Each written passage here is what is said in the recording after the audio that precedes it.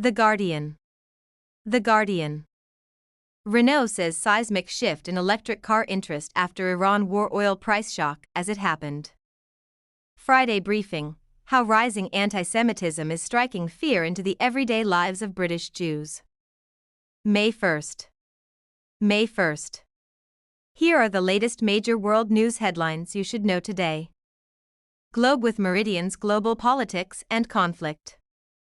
Middle East tensions impacting global economy. Ongoing conflict involving the US, Israel, and Iran has pushed oil prices above $110 per barrel, causing inflation and economic pressure worldwide.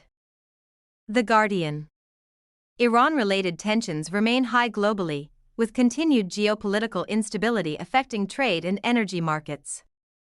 The Week. Warning security and society. Rising anti-Semitism in the UK. A knife attack in London has increased fear among Jewish communities, with reports of growing violence and calls for stronger government action. The Guardian.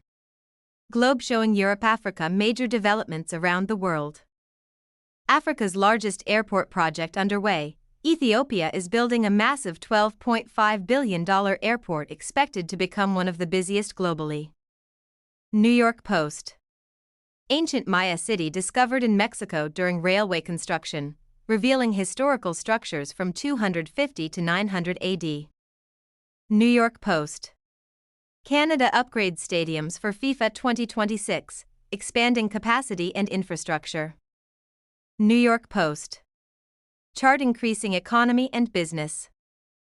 Electric vehicle demand surges. High fuel prices due to global conflict are accelerating the shift toward EVs, with demand rising sharply in Europe.